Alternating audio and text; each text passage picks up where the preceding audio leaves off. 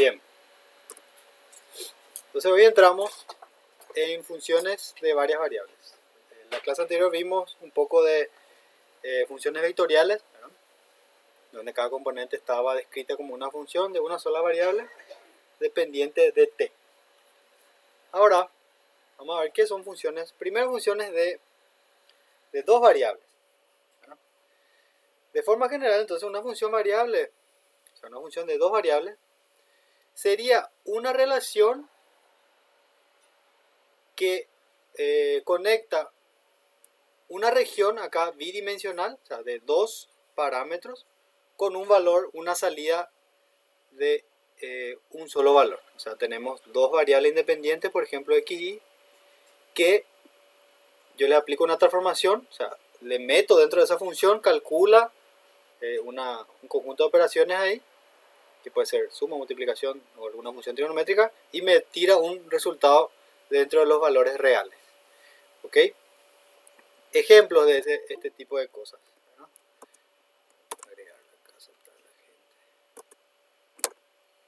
Bien. Ejemplos de funciones así, tenemos varias, ¿verdad? Pero entre ellas tenemos, por ejemplo, una función de temperatura que relaciona las coordenadas x, y sobre la Tierra, por ejemplo. O sea, tenemos coordenadas ahí de latitud y longitud de un determinado punto de la Tierra, ¿verdad? Y a esa coordenada asociamos un valor de una temperatura. ¿Ok? Ese sería un ejemplo. El segundo ejemplo sería un volumen, o sea, el cálculo del volumen de un cilindro, ¿verdad? Un cilindro circular dependería de su radio y su altura, ¿verdad? El área del volumen, o sea, el volumen del cilindro, ¿verdad? Cilindro es una función, nos podemos llamar una función f, ¿verdad? Del radio y de la altura. ¿Cuál era esa función? Era área de base, ¿verdad? Que es pi por radio al cuadrado, si es un círculo, ¿verdad? Por altura. Entonces tengo que el volumen depende de estas dos variables, del radio y de la altura, según esta relación. Es un ejemplo de función de dos variables. Bien. Primer ejemplo. Evaluar la función en el punto, en las coordenadas 3, 2 y determinar y trazar el dominio. Bien, evaluar, siempre que la función o el ejercicio nos pide evaluar la función en un determinado punto, en una coordenada o en el punto del espacio de 3 dimensiones, lo que nos está pidiendo es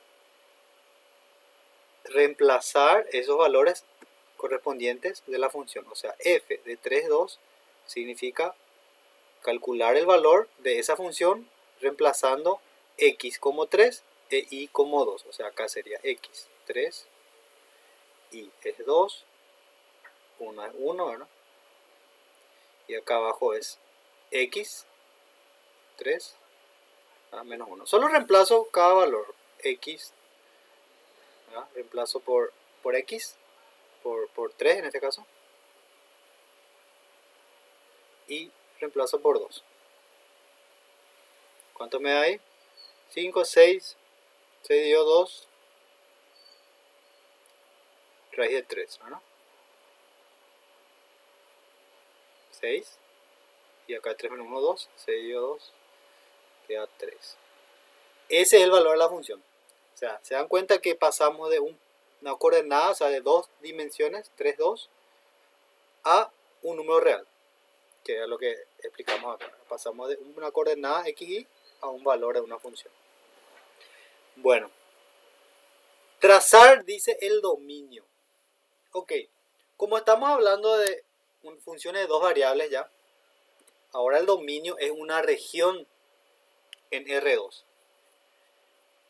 Como vimos en la clase anterior, calculamos dominio de una función de una sola variable, de las componentes, y trazamos las rectas, si recuerdan, así trazamos una recta que determinaba, o sea, un intervalo que determinaba el dominio de una componente, otra recta para la segunda componente, era para X, para Y, para Z. Después veíamos dónde era común.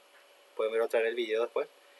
Ahora, el dominio, como estamos hablando de funciones de dos variables, es una región. O sea, voy a tener en X, Y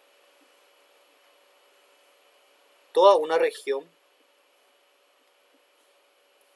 en donde esta función es válida. Eso es el dominio. El dominio no es más que la región en donde yo puedo calcular esa función.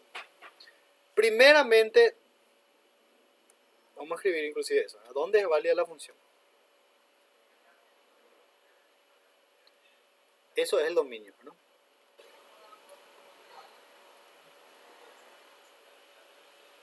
Lo más fácil para determinar dónde es válida es primero ver dónde tiene algún problema de definición. O sea, dónde no puedo calcular. Porque así yo agarro todos los reales y descuento esa parte que no es... que no puedo calcular en la función. Por ejemplo, mi denominador acá, ¿verdad? No puede ser 0. O sea, x menos 1 no puede ser 0 porque si no acá me da un número sobre 0 y me da infinito, me da indeterminado. O sea que de ahí yo consigo esto como una ecuación, nomás también puedo despejar. Es lo mismo, una desigualdad, despejo de la misma forma. O sea, le sumo acá 1, 1, entonces al final me queda x igual a, o sea, diferente a 1. ¿Cuál es este x diferente a 1? X igual a 1 está acá, ¿verdad? X igual a 1. Y se refiere x igual a 1, o sea, x distinto a 1 se refiere a todos los valores posibles de 1 en la región. Se dan cuenta que acá tengo, este por ejemplo, el punto 1, 0, ¿verdad? Acá tengo el punto 1, 1. Y así, acá tengo el punto 1, 2. Esta recta corresponde a todos los valores de la región, o sea, de dos dimensiones que tienen coordenada 1, o sea, es esa recta completa. Entonces yo le voy a descontar esa recta a mi región, sí o sí, no puede ser parte de mi dominio eso. Y otra cosa, otro origen de indeterminación acá es que mi raíz no puede ser, dentro de la raíz no puede haber un número negativo, ¿verdad? Ahí ya se va al campo de los imaginarios. Estamos en cálculo vectorial, ¿verdad?, de números reales. Entonces acá no consideramos los imaginarios. Vamos a poner entonces acá 1 y 2 sería x más y más 1 tiene que ser mayor o igual a 0, ¿verdad? ¿De dónde viene eso? Del radicando, o sea, radicando, o vamos a usar una palabra más fácil. Dentro de la raíz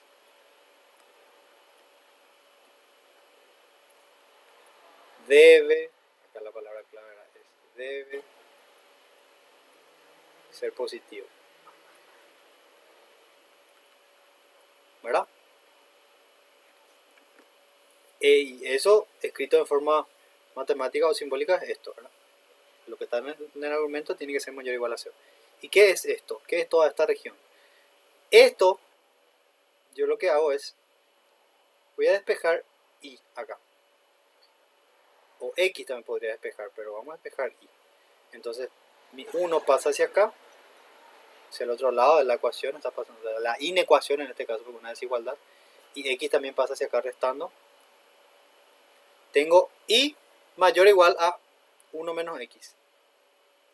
Esto me define la región que está hacia arriba de esta recta. Esto vamos a mirar como una recta. Y igual a 1 menos x, una recta. Y acá me dice que y tiene que ser mayor o igual a esa recta. Por lo tanto, yo voy a trazar esta recta. Esto es una recta. ¿Cómo yo trazo una recta? De la forma más directa posible, arcaica posible, es hacer acá, ¿verdad? Ponemos x y le asignamos un valor acá, x por ejemplo 0, Ahí calculamos y va a valer 1. Si yo le pongo acá 1 en x, reemplazo acá, calculo, ¿verdad? 1 menos 1 va a quedar 0. Entonces esos puntos con esos dos puntos ya consigo trazar la recta. 1, 0 está acá. Y este sería, ¿verdad? Llamarla este P. Es este punto acá, P. Y este otro punto Q01 está acá. Esos dos puntos ya me van a definir una recta. 1, o sea, 0, 1.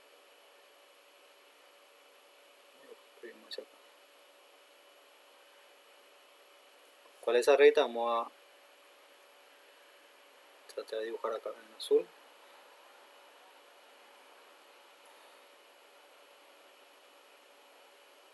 Bueno, más o menos. Podemos ver en el GeoGebra exactamente. Esa es la recta. Y yo quiero la región, dice, donde I es mayor a esa recta. Por lo tanto, lo que yo estoy buscando es esta región de arriba.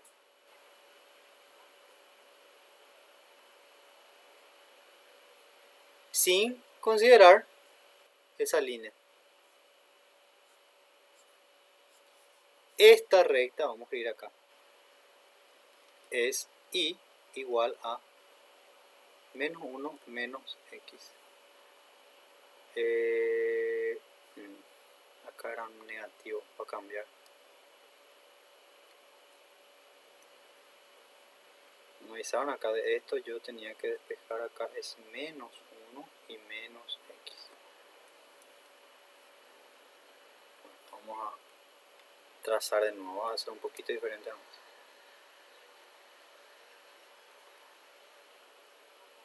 Acá se borra rápido. Bueno, un poco diferente es menos 1 menos X, entonces acá para 0 es menos 1 y para 1 sería menos 2. Se dan cuenta que es totalmente otra recta. Y esa recta sería en X, cuando X es 0 y vale menos 1, está acá.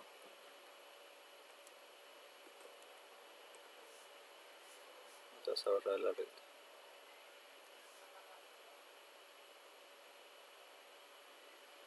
Otro eje.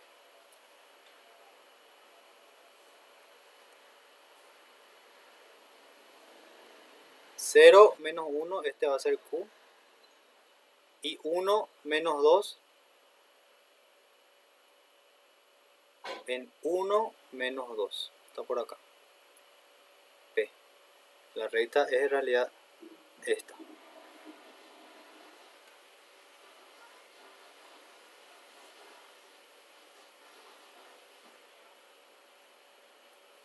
Entonces la región es toda esta parte. Porque si esta es la recta, con otro color.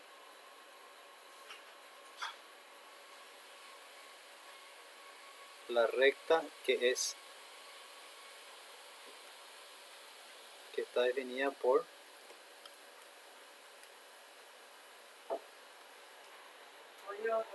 I igual a menos 1 menos X.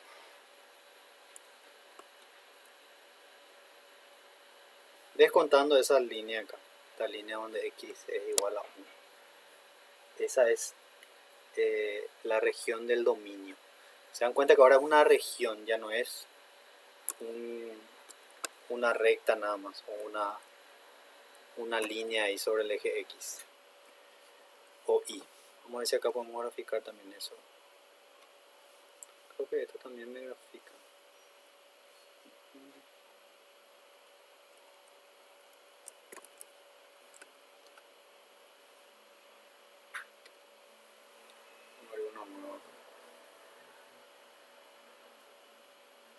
En realidad no es necesario que sea en 3D, en 2D nomás.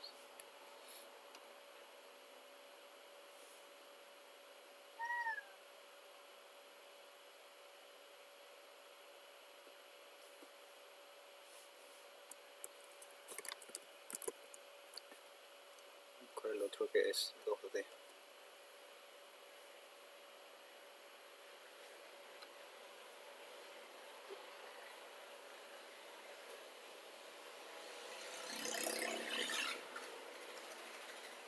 Si queremos ser más precisos, ¿verdad? Y mayor o igual a menos x menos 1 menos 1. Ahí está la región. Esta es la región. La región por encima de esa recta sería. Y descontando también donde x es igual a 1. O sea, ¿cuál es la recta x igual a 1? Yo escribo acá y me va a graficar. La recta x igual a 1 es esa recta vertical ahí. ¿Está bien? Entonces si quieren graficar, vienen acá al GeoGebra y verifican todo ahí. Consiguen dibujar todo bien lindo. Bueno. Ok. ¿Cómo representamos una función de dos variables gráficamente? Lo que acabamos de representar era nada más el dominio. Ahora, ¿cómo representar la función en sí? Si f es una función de dos variables con un dominio d, la gráfica de f es el conjunto de todos los puntos en R3, tal que z, la componente z de la altura, va a ser el valor que calculamos en f de x. O sea, gráficamente miramos acá. Este es nuestro dominio, se puede ver perfectamente acá. Sería en la región xy. Y para cada xy, yo consigo calcular un valor asociado de z, que depende de eso xy, ¿verdad? Porque z es igual a f de xy. O sea, yo a partir de un punto acá en la base, en el plano xy, yo calculo una altura z que depende de una función. Y eso es gráficamente. O sea, una función de dos variables, una función z de dos variables, representa una superficie en tres dimensiones. Que está por encima, o sea, lo que aparece bajo como sombra de la superficie es el dominio. ¿Ok? Eso es gráficamente. Y vamos a graficar ese tipo de cosas también. Bien. Trazar la gráfica de la función, dice. Ahora sí estamos ya en tres dimensiones. Tenemos la dimensión. Esto es una función z. O sea, la coordenada z, que es la coordenada de la altura, depende de x y x e y. ¿Ok? Acá podemos hacer lo mismo también para graficar como graficamos una recta. Este es el caso de un plano.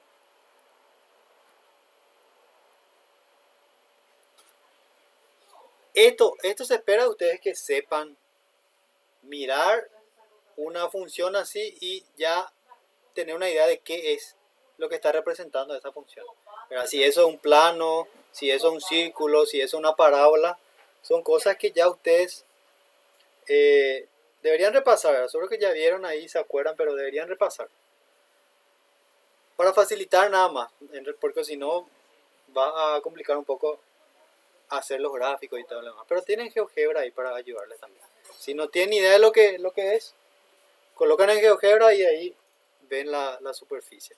Bueno, pero si no tenemos ninguna herramienta computacional, lo que vamos a hacer es, como hicimos con la tabla, con la recta, vamos a hacer lo siguiente. Vamos a graficar o calcular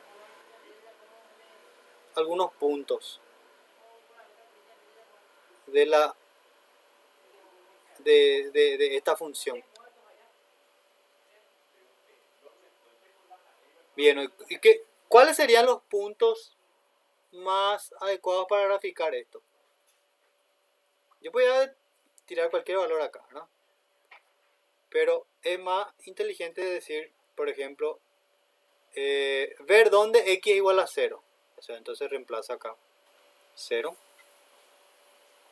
en x. ¿Qué puedo hacer en y? Puedo cerar también. Si reemplazo acá 0, 0, ¿cuánto va a valer f de xy? reemplaza, elimina esto, queda 6, ¿verdad? Entonces 6 es mi intersección con el eje Z. Puedo hacer lo mismo para X, para Y, para hallar cuáles son las intersecciones del plano con los ejes coordenados que son X y Z. Por ejemplo, vamos a hacer, ¿qué pasa si Z igual a 0 y X es igual a 0? ¿Qué pasaría ahí? Vamos a escribir acá al lado. Esto vino de hacer Z, ¿verdad?, igual a 6 menos 3 por 0 menos 2 por 0. Y ahora si quiero calcular ese valor, tengo que hacer Z igual a 0, o sea 0 acá. X también va a ser 0. Entonces acá 3 por 0. Acá da 6, ¿verdad? Y acá sería menos 2y. Y es lo que estoy buscando ahora con esto. Entonces ahí esto queda 0. Al final, acá despejando y, sería ahora 6 pasa hacia acá. Negativo 6. Y el negativo 2 pasa restándole, o sea, dividiéndole, ¿verdad? Queda 3. Negativo que cancela, queda positivo 3. Entonces acá es 3. Para X, vamos a hacer la misma cosa. Voy a hacer 0 en Z, 0 en Y y a ver cuánto me dan X. El 6 es fijo acá. 3X y acá es 2 por 0, o sea que se cancela esto. Al final solamente me queda esto. 6 pasa hacia allá. Pasa al otro lado. Yo le cambio nomás el lado acá para que... ¿Qué es lo que yo hago? 6 tengo que salir hacia la izquierda, o sea estoy pasando así hacia acá. Y acá tengo negativo 3x.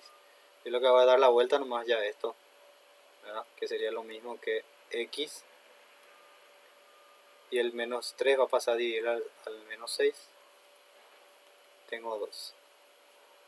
O sea que acá es 2. Bien, ahí tengo 3 puntos. Y esos 3 puntos me dan... Con esos 3 puntos yo consigo graficar un plano. Porque necesito... Con 3 puntos yo ya defino cualquier plano. 3 puntos del plano, ¿no? Llamarle a este X, este Y, esta Z. En Z intercepta en 6. 6 y acá 0, 0. O sea que estoy sobre el eje Z, ¿verdad? Ni me voy hacia acá, ni me voy hacia acá. Estoy en el origen y de ahí subo 6. 1, 2, 3, 4, 5, 6. Este es el punto 6, ¿verdad? O sea, 0, 0, 6, 0, 0, 6. Acá el orden, este no es el orden de la coordenada porque el orden es, saben que era X y Z. Es 0, 0, 6. Después, ese es un punto.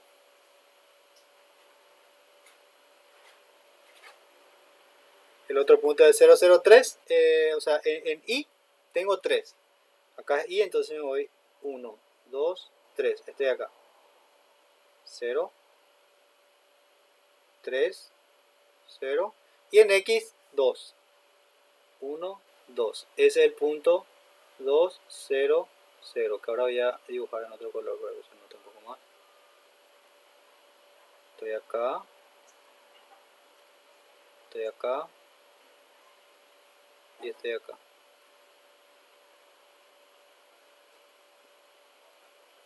Ahí. Esos 3 puntos me definen un plano.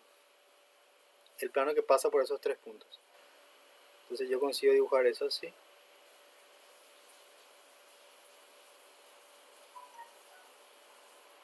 Ese triangulito está contenido en el plano, en este plano de acá.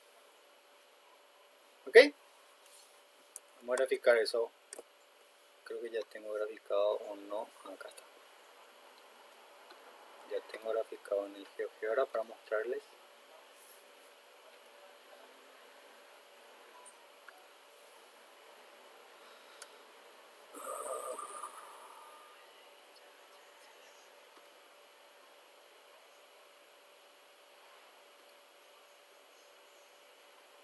Ya le está forzando un poco a mi computadora todo esto que le estoy exigiendo. Ahí está. ese es el plano. ¿Se dan cuenta que pasa acá por el punto 3 en Y, ¿verdad? Pasa por 2 en X, rojo es X, verde es Y, bueno, el azul es Z. Y pasa también, ¿en cuánto tiene que pasar allá arriba? En 6, ni se ve acá, ahora tendría que alejar más para ver la intersección allá con el eje Z.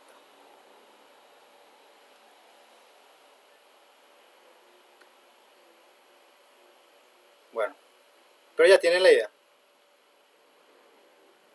Es ese plano que pasa por esos 3 puntos. Bien.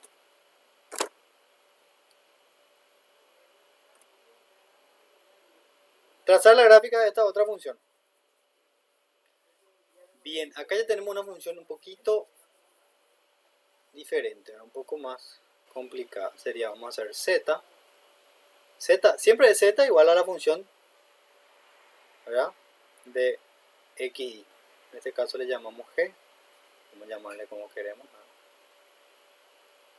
X al cuadrado menos y al cuadrado.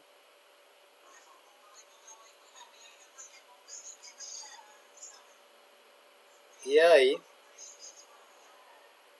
si esto es igual a z, yo puedo elevar todo al cuadrado para eliminar mi raíz.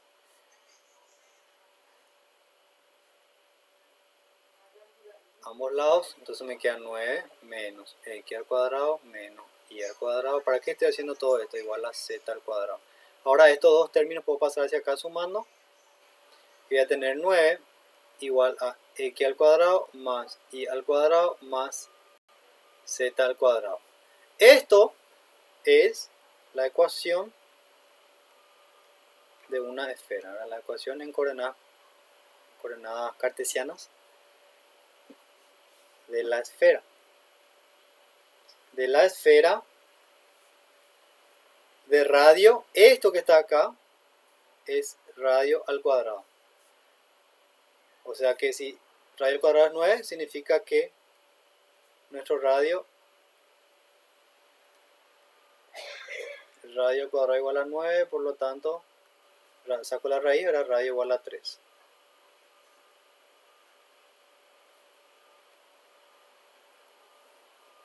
Entonces la idea es siempre mirar la ecuación y tratar de convertir en algo, aplicarle ahí las operaciones y convertir en un formato conocido.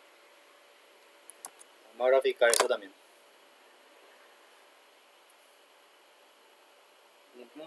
Acá está. Bueno, vamos a cargar de nuevo para que vean cómo se carga. Inclusive,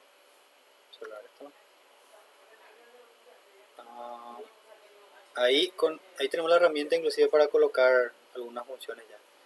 Raíz de 9 menos x, que escribo en el teclado, ¿verdad?, al cuadrado menos y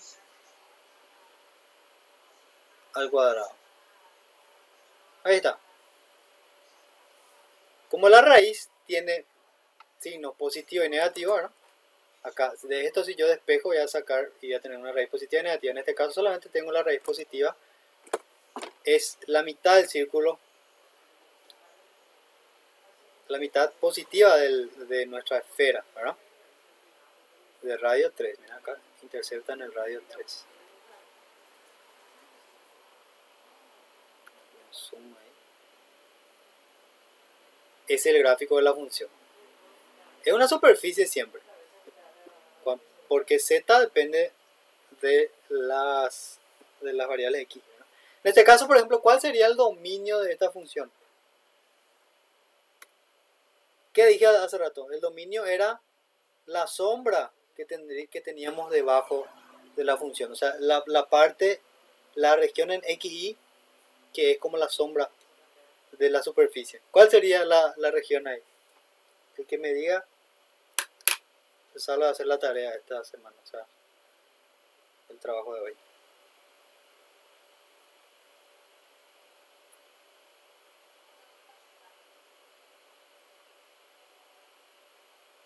Nadie, puede ser. No pueden decirme cuál es la sombra de la superficie acá. Voy a dar la vuelta de esto para que vean mejor.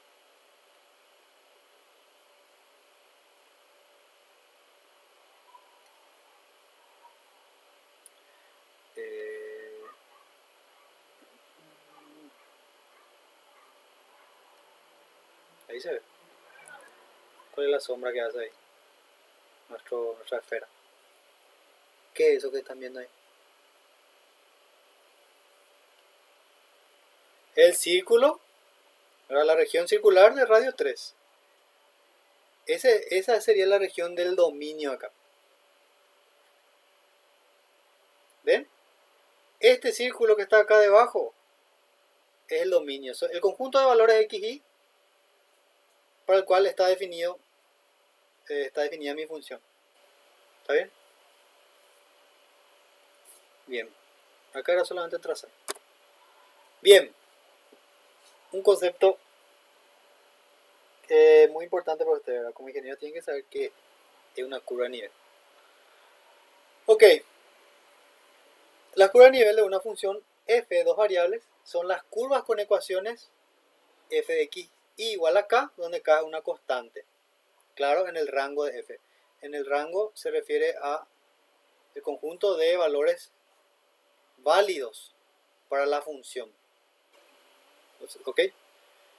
Y acá podemos ver eso, ¿verdad? Acá tengo una superficie y si yo agarro y le doy un valor constante a la función, o sea, le doy un valor de altura fijo, lo que yo hago es que yo me paro en una altura fija y en esa altura yo veo cuáles son los puntos de la superficie que están en esa altura.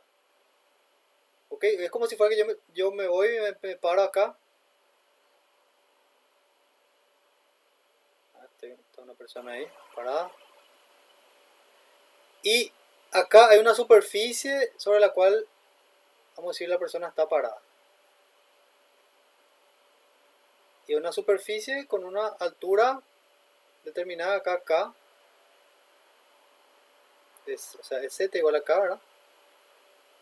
Está a una cierta altura. Y ahí yo veo que ese plano se interseca con mi superficie formando una curva. Esta curva en este caso parece un círculo, ¿verdad? Y acá podemos ver, ¿verdad? A medida que aumenta mi k, o sea, voy aumentando la altura, imaginen, no sé, un ascensor ahí va aumentando, yo tengo círculos menores. La intersección del plano ese, de la altura, forma una curva, en este caso un círculo menor. Voy bajando, ¿verdad? Bajando la altura o la cota también se le llama, ¿no? Y ahí tengo otra curva. Entonces yo lo que tengo, o sea, esta región acá que se grafica en dos dimensiones, es una representación de nuestra superficie en tres dimensiones, pero en forma de curvas de nivel. ¿Ok? Esto se usa, por ejemplo, se usa mucho en cartografía, ¿verdad? En análisis así de superficie, de regiones, no sé, regiones montañosas o, por ejemplo, para digitalizar regiones también bajo agua, ¿verdad? Caudales.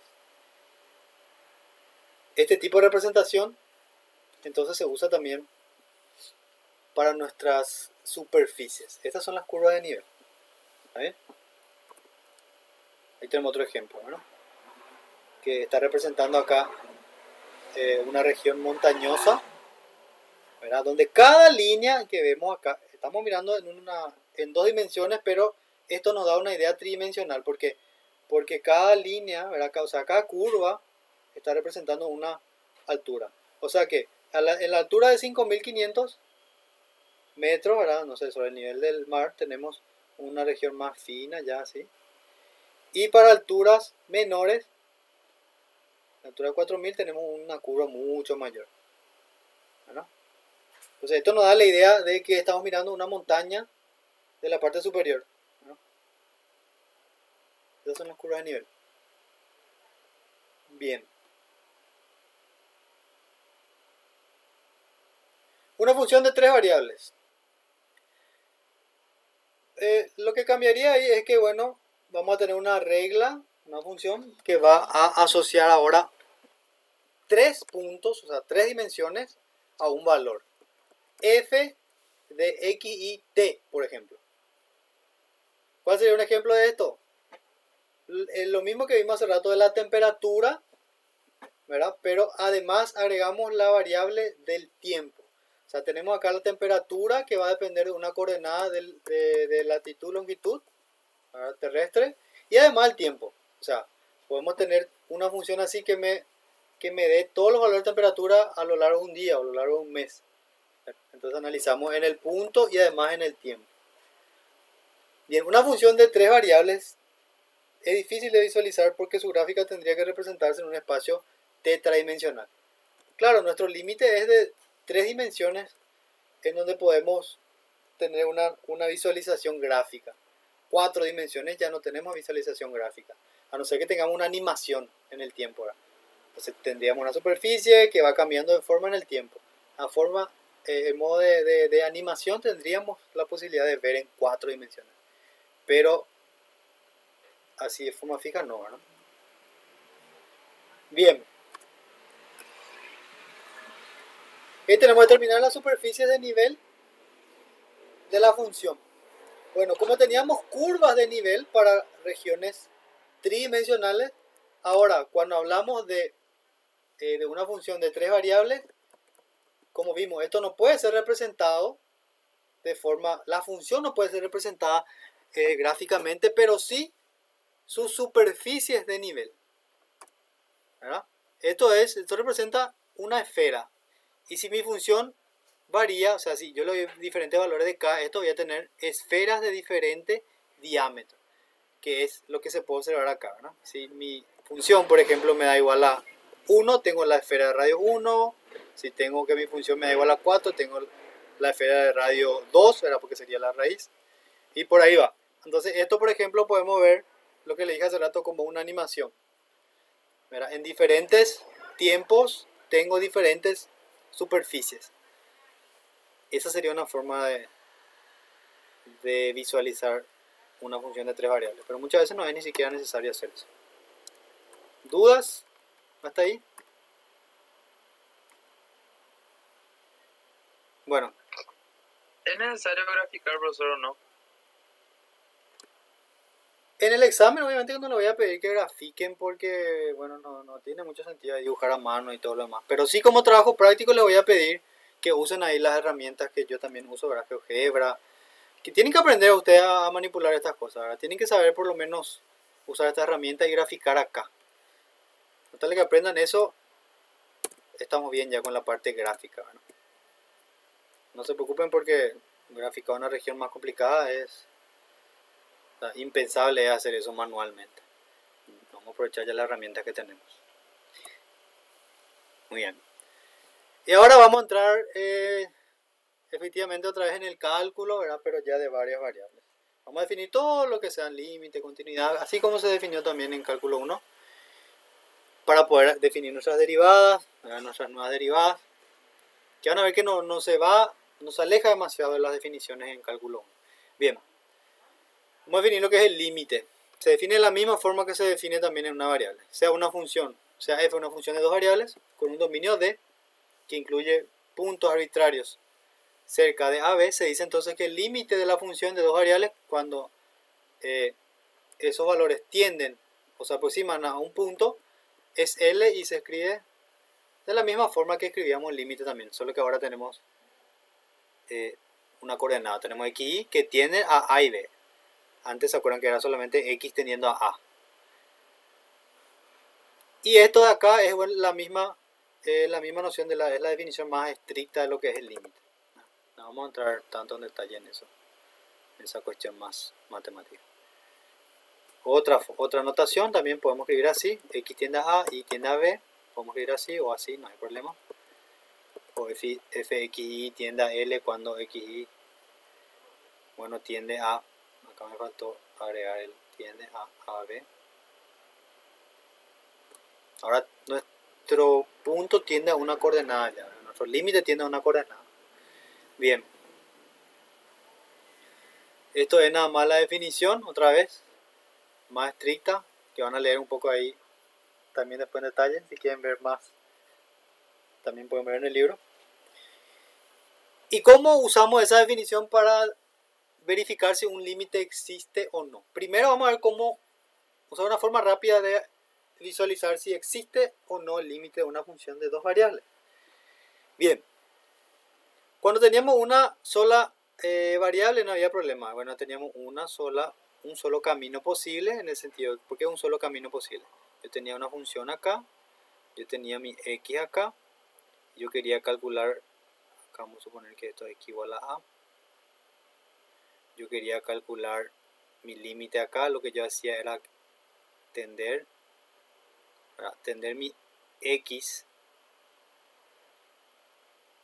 hacia a sobre esta recta, ¿verdad? Se podía hacer tender por izquierda o podía tender por derecha. Ahora, cuando hablamos ya de superficie, podemos tener varios caminos, varias trayectorias, porque estamos hablando de una superficie, ¿verdad? Acá yo puedo tener un punto y yo me puedo acercar a ese punto por infinitos caminos. Yo puedo venir por acá, puedo venir por acá, puedo venir por acá, por diferentes trayectos. Bueno, la definición nos obliga a que por cualquier trayecto que consideremos, el límite tiene que ser igual. O sea que una forma de mostrar que el límite no existe en un determinado punto es mostrando que los límites son diferentes tomando dos caminos diferentes. Vamos a hacer un ejemplo de eso para que nos quede claro. Bien, demostrar que el límite de x tendiendo a 0, a 0, 0, ¿verdad? De esta función no existe. Bien, la idea acá va a ser considerar los siguientes caminos. Es fácil visualizar el camino en la región bidimensional, ¿verdad?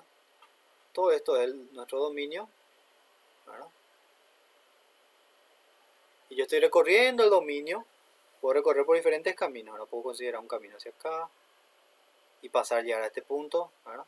Pero vamos a considerar los caminos más sencillos. El camino que va por esta recta donde nuestro valor de x es igual a 0 y esta recta donde y es igual a 0. ¿Ok? La recta y o el eje y corresponde. ¿Cuál es el eje y? Este eje. Este eje corresponde a todos los valores donde x es igual a 0, ¿verdad? Porque x no se va ni hacia la derecha ni hacia la izquierda. Y el eje x corresponde a los valores donde y es igual a 0. Bueno, estas son las rectas entonces, estos son los caminos que vamos a considerar. Vamos a hacer un camino hacia acá y un camino hacia acá. Vamos a acercarnos al punto 0, 0 por esos dos caminos. Bien. ¿Cuál sería nuestro camino? Por x igual a 0, o por el camino, por la trayectoria o camino. X igual a 0, ¿qué va a pasar con mi límite? Límite de x y tendiendo a 0, 0. Donde x igual a 0, entonces acá va a ser 0. Y acá va a ser 0 también. Si yo calculo ese límite, estoy caminando por x igual a 0. O sea, mi x es siempre 0. Estoy acá. Estoy viniendo hacia acá. Acercándome ahí. O hacia acá, no importa. En realidad de las dos direcciones me estoy acercando. Porque el límite se define por izquierda y por derecha. Si yo quiero calcular eso, acá 0, 0, al final me sobra menos y cuadrado sobre y cuadrado. ¿Qué pasa con y cuadrado dividido y cuadrado? ¿Cuánto me da?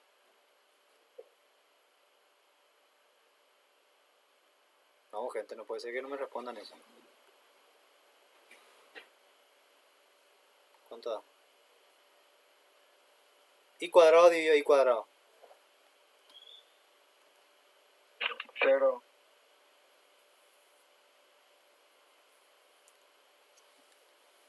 Casi. Cerca, pero no es 0. Dividido Uno.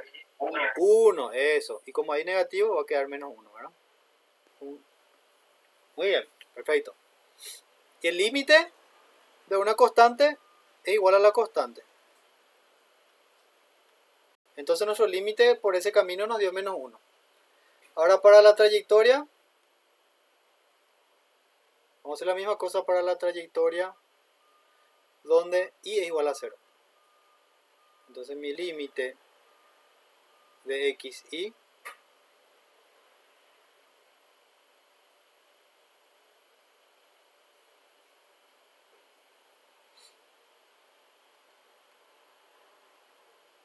acá x cuadrado más 0. X cuadrado dividido x cuadrado también da 1, en este caso positivo porque los tienen signo igual. Entonces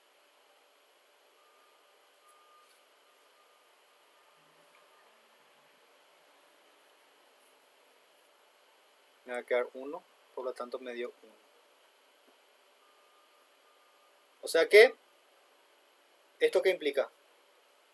Que no existe límite, porque acá nos dice que todos los límites tienen que ser iguales independiente del camino que yo considere. Si los límites que calculo son diferentes en dos caminos o trayectorias diferentes, entonces no existe mi límite. Demostrar que no existe límite es más fácil. Luego, el límite no existe. ¿Está bien? Eso es lo que van a tener que hacer.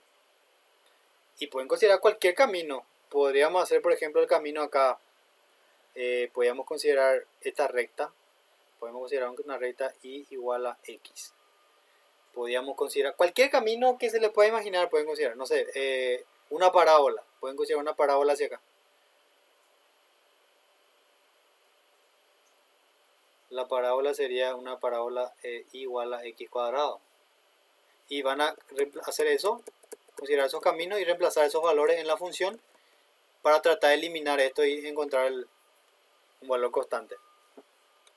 Esa es la idea. No es tan difícil, ¿verdad? Tranquilo. Determinar, mostrar que el límite existe, o sea, que no existe, es hacer así. Bien. Tipo, ahí donde está x menos y dividido x más y. Sí, ahí yo voy a reemplazar el camino que yo elijo. El camino es siempre una relación entre x y y. En este caso acá x igual a 0 es una recta acá que está sobre en el plano, ¿verdad? En la región. Nosotros hemos considerado nomás cualquier curva acá en nuestra región. Acá nomás quiero corregir. Tiene que ser una coma. Ahí está. Bien. Continuidad vamos a definir también entonces ahora. De la misma forma que se definió en cálculo 1. Una función f de dos variables va a ser continua en un determinado punto si el límite de la función tendiendo a ese punto es igual a la propia función en ese punto.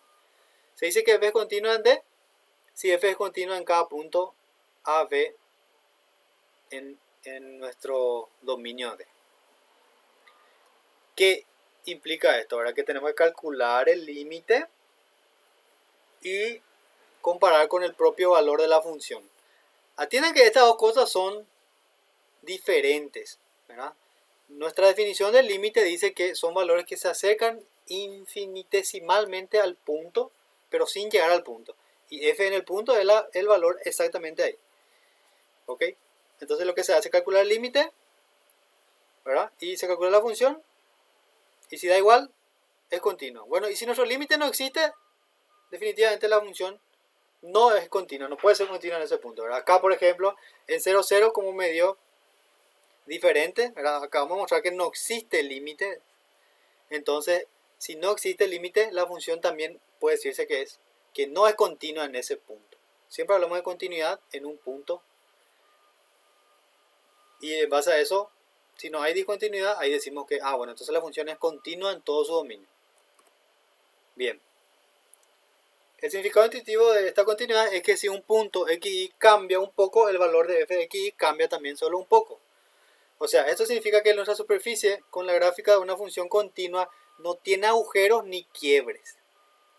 Gráficamente esto implica que la función sea continua, que es algo así suave, ¿verdad? No tiene un pico repentino en la superficie o sino algún agujero de la nada. Eso implica que la función sea continua. Bueno, esto es importante, como se vio en cálculo 1 también. Según las propiedades de los límites podemos observar que suma, diferencias, productos o cocientes de funciones que sean continuas también van a ser continuas en su dominio. Usar este ejemplo para ejemplificar funciones continuas. Pero ¿cuáles son las funciones continuas? Cualquier tipo de función que no tenga ningún problema en su dominio, ningún agujero, va a ser una función continua. No sé, los polinomios, por ejemplo, son funciones continuas. Seno, coseno.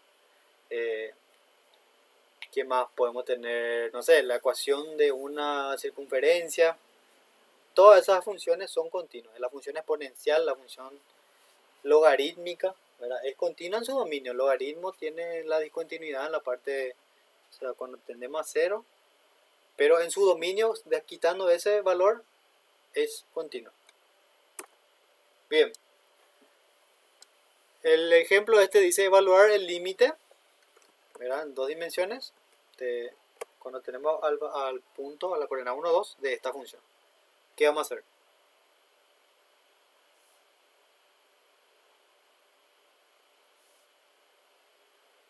Si una función es continua, esto es un polinomio es continuo, acá no hay ningún problema. Mirando así no hay raíz, no hay fracción. Si no hay raíz, no hay fracción, no hay ningún logaritmo, no va a haber problema en su dominio. O sea, esto está definido, o sea, su dominio de la función f de xy es el conjunto de todos los números reales en R2. Porque para cualquier valor de xy, yo reemplazo acá y siempre consigo calcular. Por lo tanto, ese límite es igual al propio valor de la función en ese punto. O sea que eso es igual a f de 1 o 2. Eso dice la definición, ¿verdad? Si la función es continua, el límite de la función es la propia función en el punto. O sea, tengo que calcular nomás f de 1 o 2. Lo mismo que hicimos en el primer ejemplo, ¿verdad? Evaluar la función en 1 o 2. O sea, reemplazo 1 acá y 2. Donde haya x reemplazo 1, donde haya y reemplazo 2.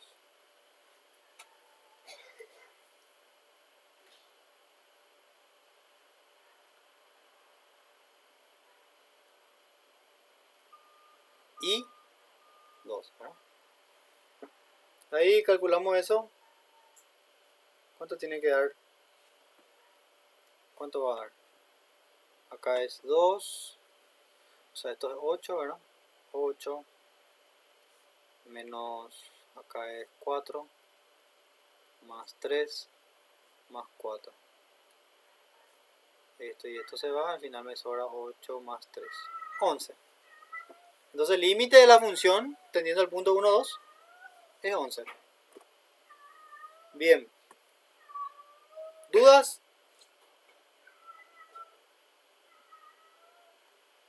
Tranqui. Profe, ¿cómo sería entonces, profe, si es que hay una raíz o un logaritmo? Lo que van a hacer ahí es verificar su dominio, ¿verdad?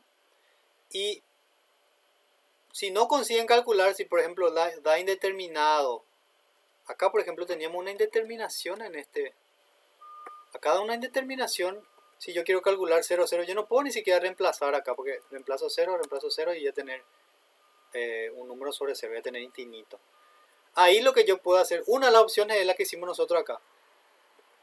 Verificar, tratar de encontrar dos caminos de tal forma a comprobar que la función es diferente por los dos caminos y decimos que el límite no existe. Esa es una forma de hacer. Otra forma es simplificando, así como hacíamos en cálculo 1. Se simplificaba esto de acá, factorizar, Ahora factoriza esto, factoriza esto. Acá, por ejemplo, no podemos factorizar, pero en otros casos que se pueda factorizar, tratar de simplificar de tal forma a eliminar esa indeterminación, a que ya no sea más alguna cosa dividido cero. Esa es la forma de hacer los otros casos.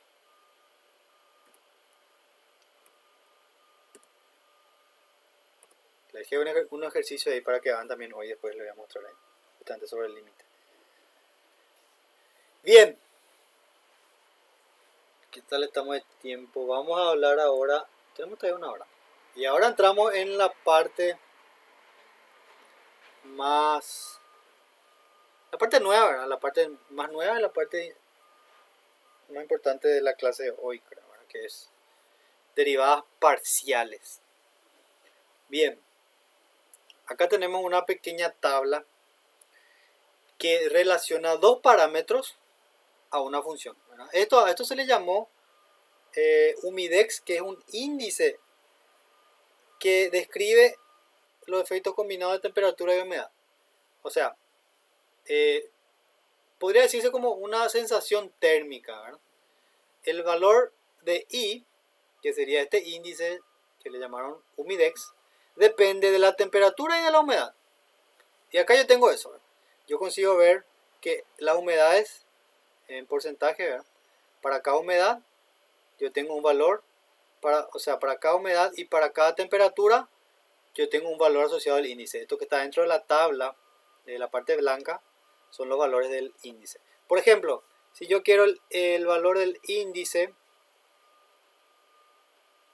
en donde mi temperatura es igual a 34 y mi humedad es igual a 65, ¿cuál sería ese valor?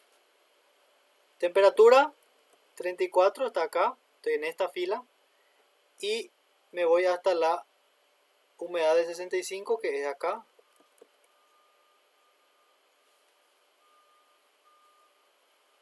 ¿Cuál es el índice ahí? 48.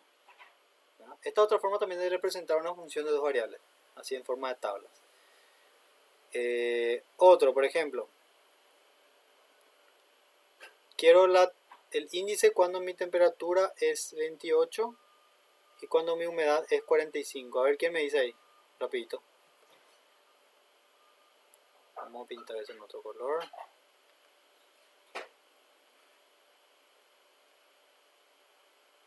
No olvidé ya lo que le dije, 28. Bueno, no importa, 28 y 50. ¿Cuál es? 28 está acá, ¿verdad? La temperatura 28 y la humedad 50 está acá. ¿Cuál es el índice? Este, ¿verdad? 33. Eso. Bien, entonces esto también es una función de dos variables. Muy bien. Ahora yo quiero hacer lo siguiente. ¿Qué pasa si yo solamente quiero observar mi índice cuando la humedad relativa, por ejemplo, es de 60%? Si yo quiero mirar solamente los valores de mi índice para la humedad de 60%, yo estoy acá en 60% y estoy mirando todos estos valores. Nada más.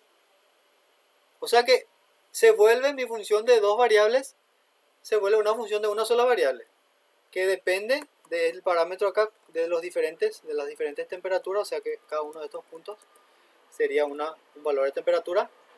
Así que el índice pasa a ser una función de una sola variable, la temperatura. ¿Cómo yo haría si quiero aproximar la derivada de esa función de una sola variable cuando t es igual a 30 grados? Acá es grados Celsius. ¿Cómo yo haría? Olvídense del resto, solamente tenemos esta línea, o sea, esta columna acá ahora, ¿no? Que es la función, es un g de t nada más. Cada valor acá está asociado a un t. 31 a 26, 35 a 28 y así. Si yo quiero determinar la derivada en el punto, o sea, en el valor de 30 grados Celsius, nuestra definición de la derivada derivada de una sola variable, ¿verdad? Era el límite cuando la función tiende a ese valor de la función en ese valor más un valor de un paso, ¿verdad? Menos la función en ese punto otra vez dividido el paso. Esa es nuestra definición de la derivada de una variable. Para eso se estudia límite antes de derivada, porque derivada se define con los límites. Entonces, y ahí como yo calculo esto, vamos a considerar h. Vamos a mirar nuestra tabla, lo único que tenemos acá es la tabla para usar. Acá estamos en esta columna y tenemos para 30. Yo consigo analizar un punto después en 32. O sea, yo consigo analizar estos dos puntos. ¿Cuánto es el h? ¿Cuánto es el paso de 30 a 32? ¿Cuánto es el paso? ¿Cuánto tengo que caminar para pasar de 30 a 32? 2, ¿verdad? Entonces lo que yo tendría acá es que esto podría aproximar como siendo f de 30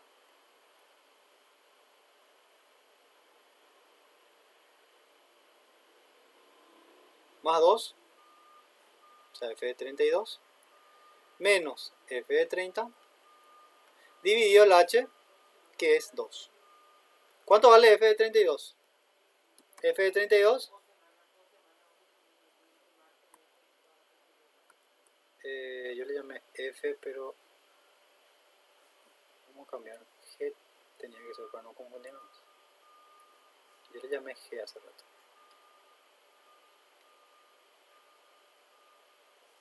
Entonces g, acá es g, acá es g.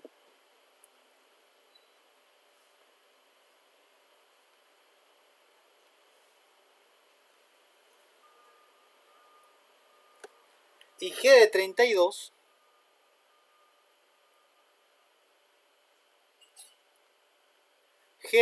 equivale a, ahora sí voy a mirar otra vez mi función grande, solamente para que vean qué pasó. La función grande es acá 32. 32 es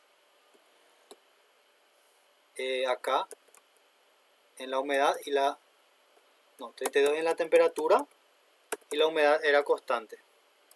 O sea, acá tengo en 32 y en una humedad constante de 60 porque estoy en esa columna. Y es lo mismo que el índice acá para 30 y también con la humedad constante dividido h. Se me va a quedar,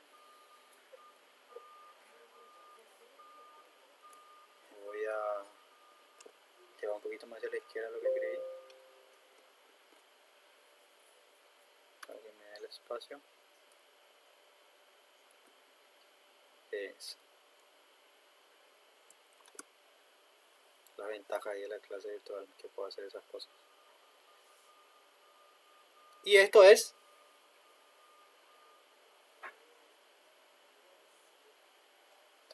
h, era ya, puedo usar ya como 2 ahora.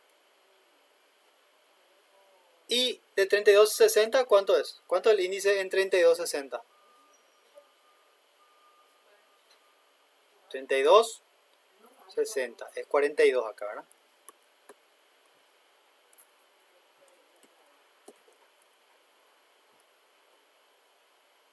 40, bueno, límite.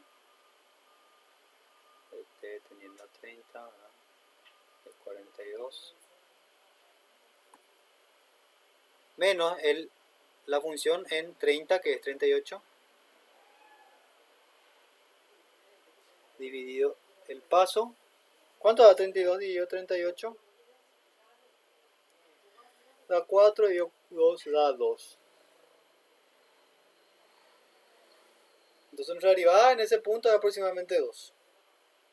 La derivada de la función g.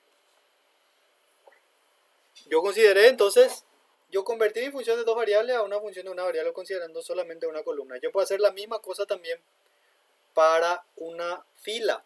Yo puedo considerar que mi temperatura es 30 grados, fijo mi temperatura y agarro como variable las humedades asociadas acá, ¿verdad?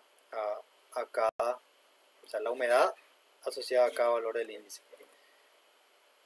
Bien, ¿y cómo yo calcularía? Vamos a llamar ahora G mayúscula de H. O sea, queremos hallar su derivada y vamos a hacer la misma cosa. Vamos a hacer el límite cuando nuestro valor de H tiende a 60 para G de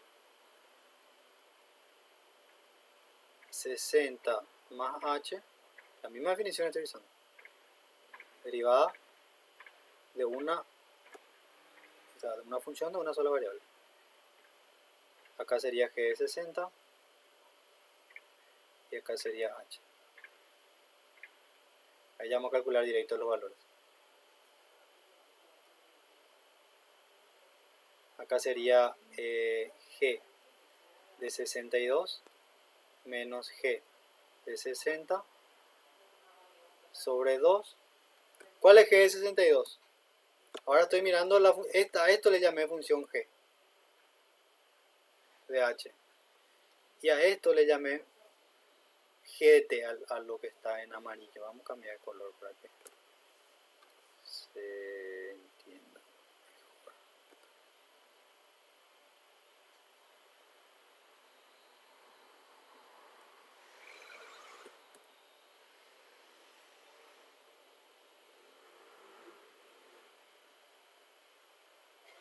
Esto es la función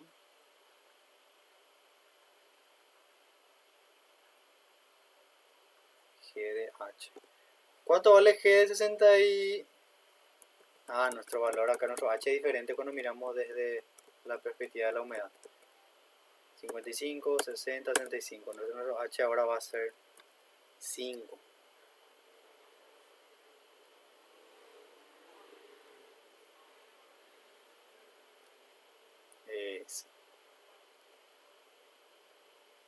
¿Cuánto da? G de 65 sería este valor acá, 40. Y G de 60 es 38 dividido 5. ¿Cuánto da? 2 quintos, ¿verdad? Esa es una forma entonces de aproximar la derivada. Bien, lo que acabamos de hacer ahí es lo que va a ser nuestra definición de derivada parcial. ¿En qué consiste? La derivada parcial consiste en solamente realizar la derivada con respecto a una variable y considerar la otra variable como constante. Que es lo que acabamos de hacer ahora. Agarramos una sola columna, una sola fila, consideramos constante una de las variables y analizamos solamente la otra variable, ¿verdad? La que no consideramos como constante. ¿Y cómo definimos? Definimos exactamente de la misma forma que definimos la derivada de una función de una sola variable. Solamente que acá le vamos a cambiar, le vamos a dejar en constante una de las variables y le vamos a cambiar solamente a la otra, que es lo que acabamos de hacer. Bien, ahí está nuestra definición. Así se define una derivada parcial. ¿Está bien? Acá la variable es x, por lo tanto y se mantiene constante, está constante acá. A x le voy a sumar. Acá y es la función con respecto a la cual voy a derivar. Entonces y varía y x es constante. Mira, x, si ven acá está solito, está constante, no cambia nada porque estoy derivando con respecto a y. Acá sí que y es constante. Bien, y algunas notaciones para las derivadas parciales son estas, las siguientes, ¿verdad? Puedo colocar así como un subíndice, fx, f sub x, me está indicando que es la derivada parcial. Este símbolo nuevo que están viendo ahora, el símbolo que representa la derivada parcial de una función con respecto a una determinada variable. Ahora puedo representar así, porque z es lo mismo que mi función f. Puedo representar como 1, f1, esto no se usa tanto, pero en el caso de que se tiene más variables, 3, 4, 5, ahí podemos representar así, f1, f2, como la derivada con respecto a esa variable.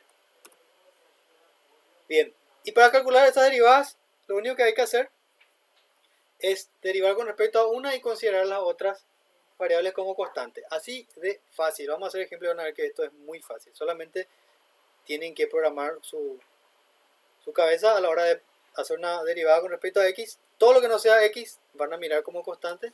Cuando derivan en y, todo lo que no sea y van a mirar como constante. Y vamos a hacer eso acá.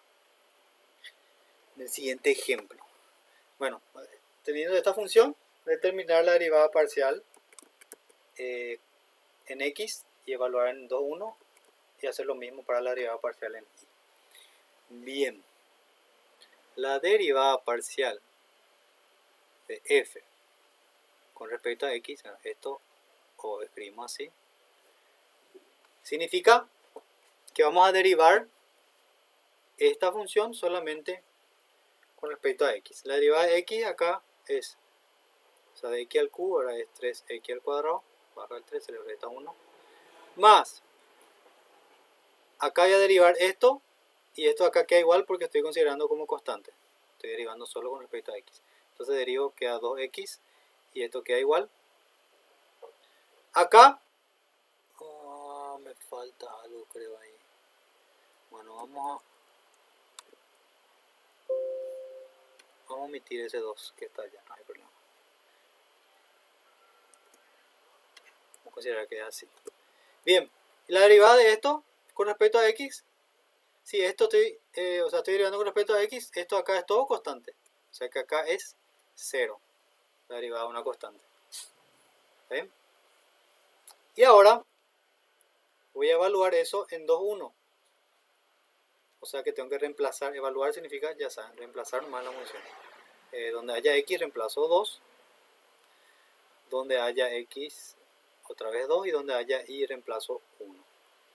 Menos 0 no le afecta en nada, así que acá voy a tener 4, 3, 12, más 4, 16.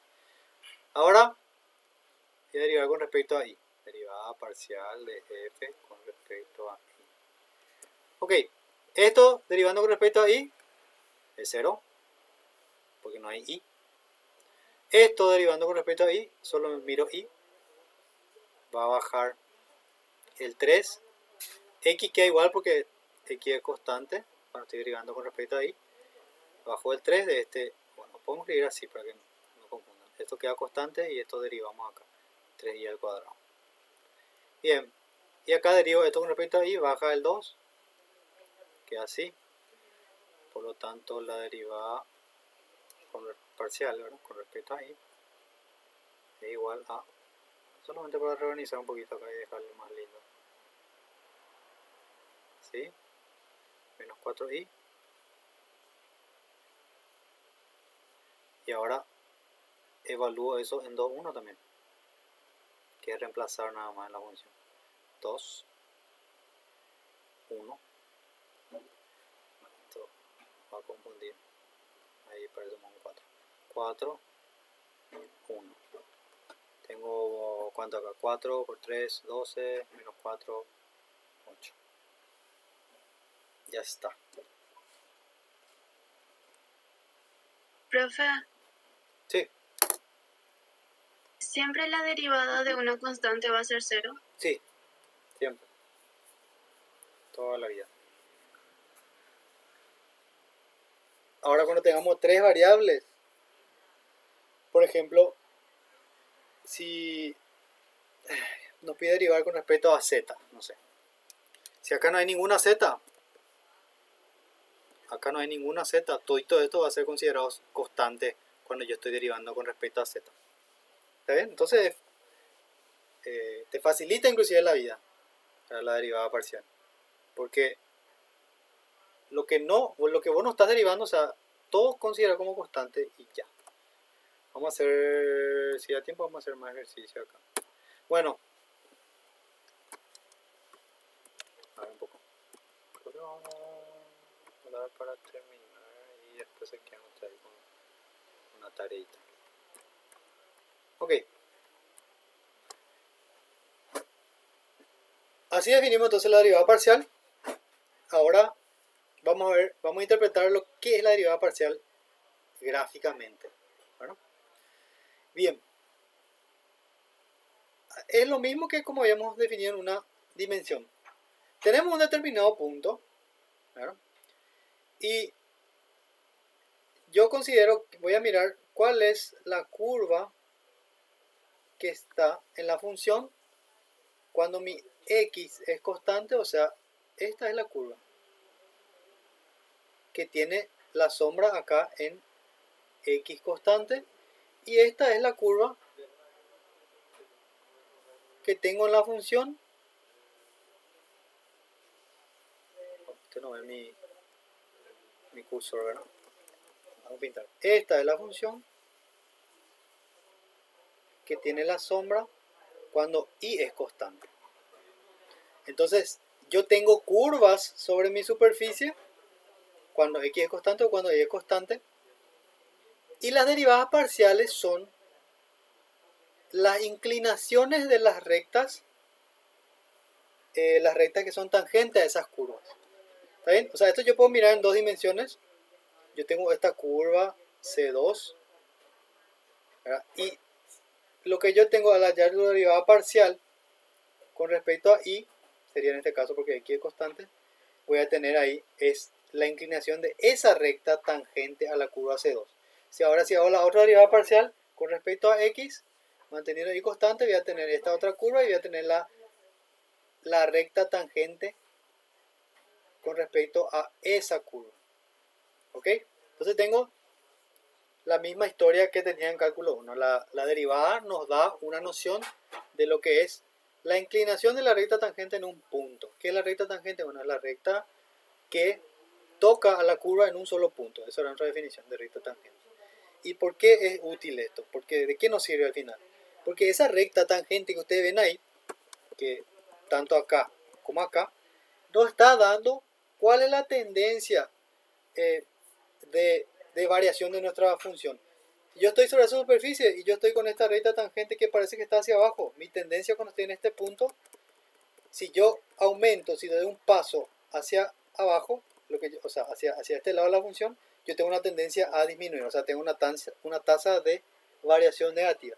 Y si yo estoy sobre la otra curva, la curva C2, y estoy en este punto acá, y yo quiero saber cuál es mi tendencia, cuál es la tasa de variación si yo me voy caminando hacia acá, veo que mi inclinación de la recta tangente es positiva, entonces eso me da una indicación de que tengo una tasa de variación negativa, o sea, perdón, positiva en ese caso. El otro es negativo hacia acá y este acá es positivo porque la recta tangente va aumentando, parece. ¿Cuál sería la utilidad de esto, por ejemplo, en otros casos que vimos acá al principio? Vamos a suponer que tenemos esta función. Una función que nos está definiendo la altura de la altura con respecto a las coordenadas donde yo estoy. Esto es una montaña. Lo que me va a dar esa derivada parcial, ahora por ejemplo calculo una derivada parcial acá.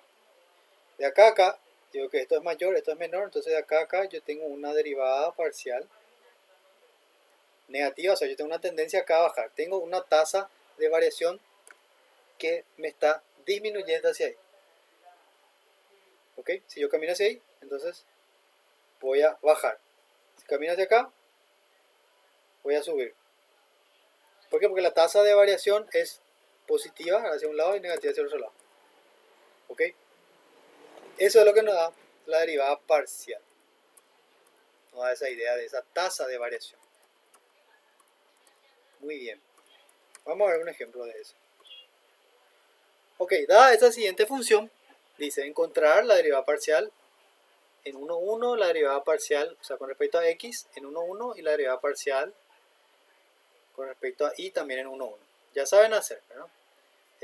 Vamos a hacer otra vez la derivada parcial con respecto a x. Voy a derivar toda esa función solamente evaluando en x y considerando que y es constante. O sea, esto también es constante, claro, 4 constantes. Acá queda menos 2x. La derivada de esto es 0, no aparece más. Y ahora la derivada parcial con respecto a y. Esto va a ser 0, esto va a ser 0 y esto va a ser negativo 4i. ahora vamos a evaluar la derivada parcial en el punto 1, 1 me pedía, ¿no? Reemplazo acá, tengo menos 2.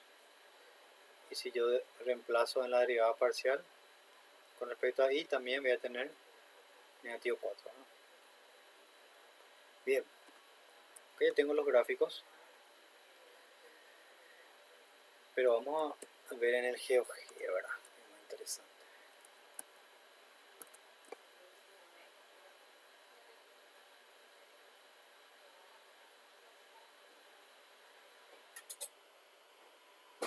La función está acá o no está acá. 4 menos x cuadrado menos 2y cuadrado. Es esta. Es un paraboloide. Paraboloide elíptico. Bueno. Medio, ¿verdad? Que mi derivada parcial en el punto 1, 1. Acá derivada parcial con respecto a x. O sea que y es constante. Entonces voy a considerar y constante b y voy a trazar el plano y igual a ese valor b.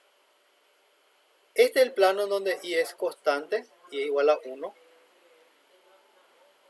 Y acá se ve perfectamente cuál es la curva de intersección entre ese plano y nuestra superficie. Es esta curva acá, esta parábola que está acá. Y la recta tangente a esa parábola tiene inclinación negativo 2. O sea, tiene una inclinación hacia abajo, ¿no? Yo digo hacia abajo porque yo siempre tengo mi tendencia de subir. O sea, X e Y siempre van de izquierda a derecha. De negativo a positivo. O sea que si ven acá, yo en Y estoy aumentando. Estoy teniendo este camino hacia acá. Y si en o sea, estoy aumentando en X. Y si estoy aumentando en Y, estoy aumentando hacia allá. Si yo estoy aumentando en X, tengo una inclinación acá negativa. O sea, tengo una tasa de variación negativa en esta curva. Que es lo que se puede ver también acá en el GeoGebra. Esta parte es la parte positiva. ¿Ven? 1, 1. Este cuadrante es el positivo. Y acá tengo una recta. Ah, no están viendo ustedes perdón, no están viendo mi mouse, ¿no? Acá le damos. Es lo mismo, esta curva es la misma que estamos viendo acá, ¿no? En el punto 1, 1, yo tengo esta curva, es la curva de intersección, ¿verdad? De donde mi plano es constante, el plano igual a 1. Y tengo una tasa de variación, o sea, una inclinación de la recta tangente ahí que es negativa, lo que me da un indicio de que esto está disminuyendo cuando yo camino sobre esa curva. Y ahora si considero x constante, que es la derivada parcial con respecto a y, ahí lo que yo tendría es la intersección acá del plano donde y es constante. Eso yo puedo hacer acá. Yo puedo hacer la misma cosa. ¿Cuál es mi plano en donde x es constante? Es ese plano ahí. X es acá en rojo, verde es y. Como una vuelta. Y tengo la misma cosa. Acá tengo este lado, a ver, el lado positivo hacia acá y acá también hacia este lado. Este es el cuadrante positivo de este lado. Acá no aparece mi control. Es el lado positivo y ahí vemos que hay en el punto 1, 1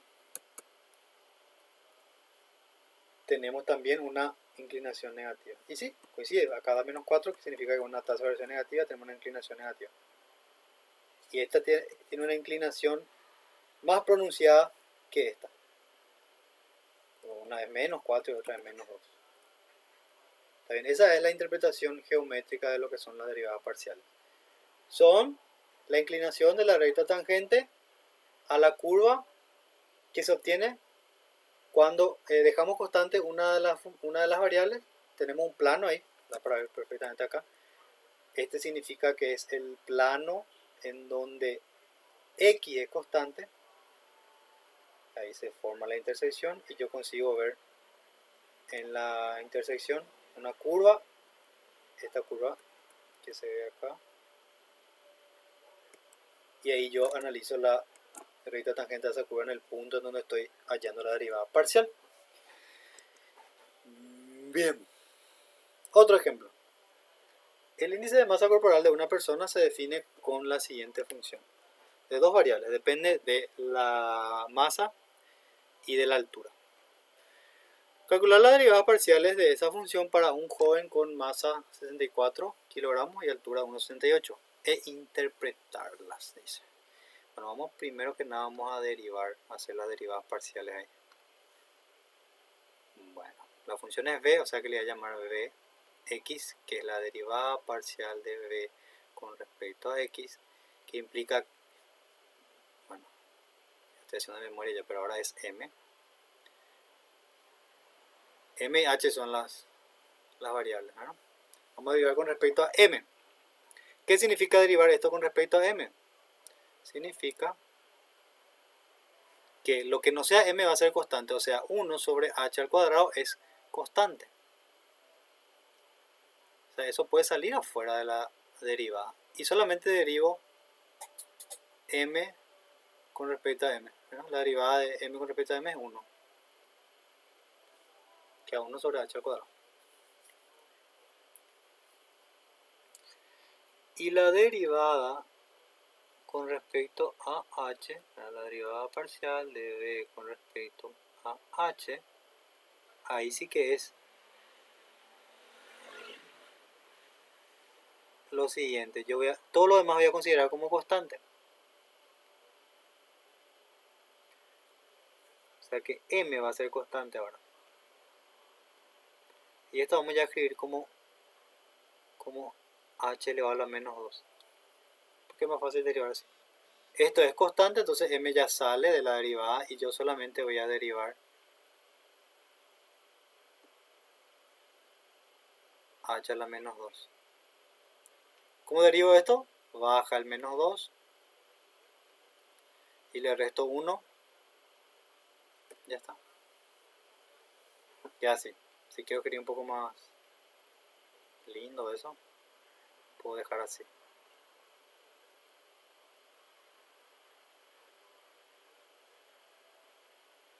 Si bajo esto ya va a ser una potencia positiva. Bueno, ¿qué significa eso? Vamos a evaluar entonces en los valores que nos dio ahí.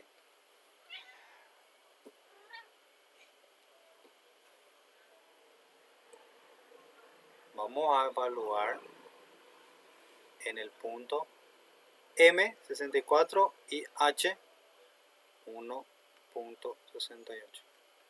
Este ni siquiera depende de M, así que va a ser 1 sobre H al cuadrado.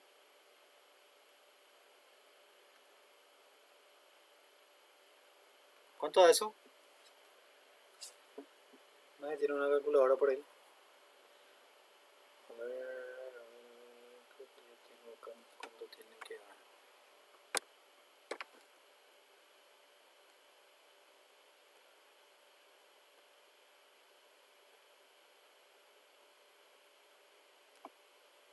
Da 0,35 aproximadamente.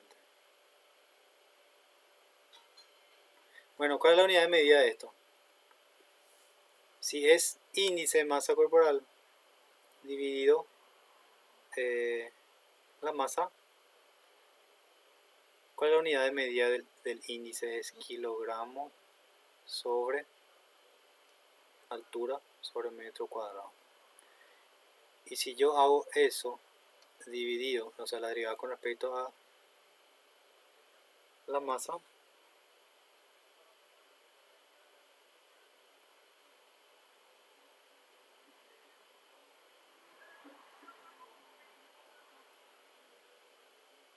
así no voy a dejar.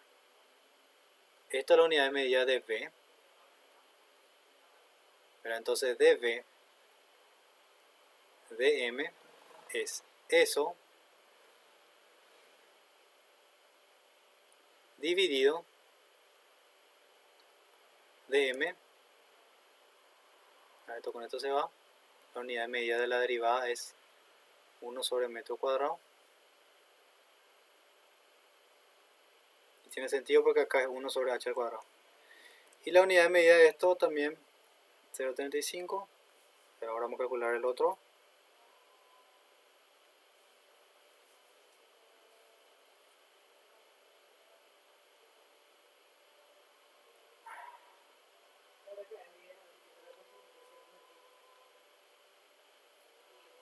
Reemplazan ahí, ¿verdad? Menos 2 por 68 kilogramos más altura era 1,68, altura al cubo. Calculan eso.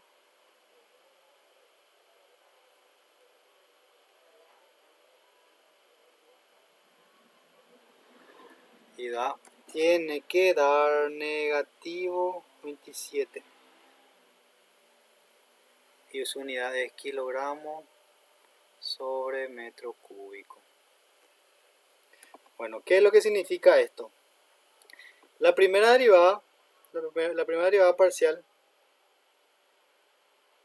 ¿qué estamos haciendo considerando constante acá? Acá consideramos constante la altura. O sea que si mantenemos una altura constante y tenemos un aumento de su masa, un pequeño aumento de la masa, vamos a tener un pequeño aumento del índice de masa corporal en 0,35. ¿Ok? Eso es lo que me indica este valor. Ahora, si yo mantengo la masa constante, ¿verdad? Y tengo un aumento de la altura, imagínense, una persona que mantiene un peso constante pero crece en altura.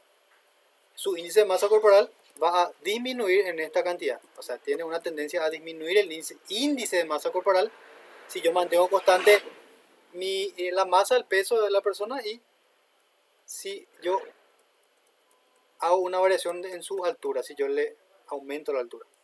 La tendencia es a disminuir el índice de masa corporal. ¿Ok? Y acá al mantener la altura constante y aumentar la masa, ¿verdad? Es lo que nos pasa ahora a lo que ya crecimos todos, ¿verdad? Ya no aumenta nuestra altura, pero aumenta nuestro peso, aumenta nuestro índice de masa corporal. Y eso es lo que está acá. Tenemos una tasa de variación positiva, o sea, va a aumentar nuestro índice de masa corporal. Muy bien. ¿Se entendió?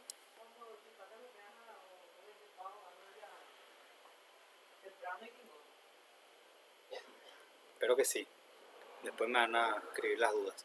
Escríbanme, hay algunos que me están escribiendo siempre, haciendo las consultas, y les estoy ayudando siempre. Eso es lo importante, eso es lo que yo quiero ver de ustedes, porque realmente lo que ustedes aprenden es cuando se van ahí y empiezan a hacer los ejercicios ustedes por su cuenta. Hagan eso, sigan el ejemplo de sus compañeros que están estudiando a full ya. Bien, dado este ejemplo, calcular las derivadas parciales otra vez. Bien. Vamos a hacer la derivada parcial de nuestra función con respecto a x. Seno de x sobre una constante, la derivada de seno es coseno, ¿verdad? De la misma cosa. Y hago por la derivada del argumento. ¿Se acuerdan? La regla de la cadena dice que hay que derivar una función, primero la más externa, después multiplicamos por la derivada de la parte más interna. O sea que acá vamos a hacer la derivada otra vez de x. Esto es la derivada del argumento otra vez. Y si esto es constante, no importa, no se va a derivar, se queda igual. Y la derivada de x es 1, ¿verdad? Esto queda todo igual. Si la derivada de x es 1, entonces acá queda 1 sobre 1 más y. Ya está. Eso nomás es. Ahora vamos a hacer la derivada con respecto a y. Otra vez. La derivada de todo esto, la derivada de seno de una cosa, es coseno de esa misma cosa, por la derivada, pero ahora cuidado que es la derivada de esto con respecto a y. O sea, x es constante, ya puede salir directamente afuera. No me afecta nada ahí.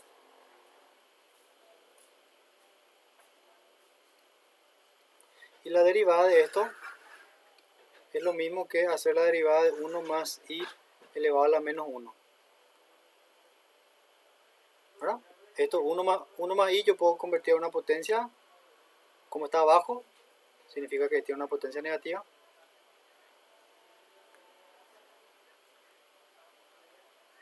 Y ahí la derivada de una potencia, como baja la potencia esa. Y a eso le resto 1 a su potencia, entonces queda menos 2. Por la derivada de esto de nuevo, que la derivada de esto ya queda 1, ¿verdad? La derivada de i queda 1. Entonces al final, mi derivada parcial, o puedo escribir así, es x coseno de x 1 más i por, bueno, negativo, ese negativo puedo pasar hacia acá, no hay problema, y acá por 1 sobre, si esto de potencia negativa implica que está acá abajo. No puedo juntar esto con esto porque esto está dentro del coseno y esto está afuera, son funciones independientes, ¿no? Muy bien, derivadas entonces de orden superior. Acá la cuestión es que podemos volver a derivar la derivada parcial, así como podíamos hacer derivada segunda, derivada tercera. Y también podemos derivar con respecto a cualquier variable. Si yo tengo una derivada con respecto a x, yo puedo volver a derivarla con respecto a x, entonces le llamo derivada doble de x, o derivada de x. Puedo derivar con respecto a x primero y después derivar con respecto a y. Entonces esto implica que primero voy a derivar con respecto a x, después voy a derivar con respecto a y. Y lo mismo para y o x, o lo mismo para hacer una derivada doble en y.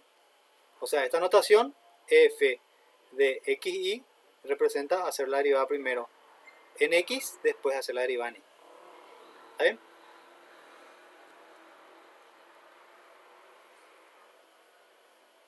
Muy bien, determinar las segundas derivadas parciales de esto. Vamos a hacer.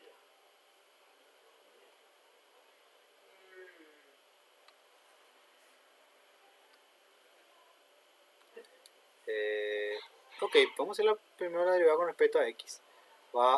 Derivo solamente x. Acá es 2x. Y queda igual porque es constante. Y acá la derivada de esto que es constante es 0. Ahora vamos a hacer acá la derivada de y. La derivada de esto con respecto a y es constante. Acá la derivada de esto, x queda igual. Lo que voy a derivar es y. Por lo tanto queda así. Y acá esto derivando queda así. Baja el 2 y ya. Está. Ahora vamos a derivar primero en x y ahora voy a derivar en y. Derivando esto en y, esta parte queda constante. Esto de acá va a bajar el 3, 6x cuadrado. Y acá voy a hacer lo mismo, pero ahora voy a derivar con respecto a x. Esto con respecto a x se deriva de 0 y la derivada de esto con respecto a x baja el 2. ¿Verdad? Entonces va a quedar 2 por 3, 6. Este va a quedar x y acá va a quedar y cuadrado. Y da igual. De ahí va a surgir un teorema, el teorema de Clairaut, que dice lo siguiente, que las derivadas parciales definidas en una determinada región, ¿verdad?, dan igual independiente del orden que yo hago. O sea, si yo hago derivada de x después de y, o si hago derivada de y después de derivada en x, en un determinado punto, ¿verdad?, donde la función es continua y todo lo demás, tenemos que el valor es el mismo.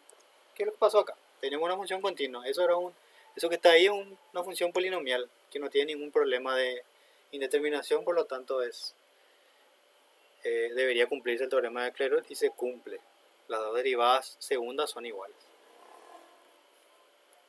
Bien, terminamos en tiempo récord. Vamos a llamar la lista entonces ahora. Después tenemos la tarea. Terminamos todo el contenido ahí. Y les dejo esta pequeña tarea que quiero que hagan, tienen que hacer hoy. Como nuestra clase es síncrona y después asíncrona, ahora quedan 2 horas que ustedes tienen que hacer estos ejercicios. Y yo estoy pendiente de esas 2 horas también ahí. Si me escriben, me preguntan, cualquier cosa, les voy aclarando las dudas. Voy a guardar esto y ya les paso también el PDF. Profe,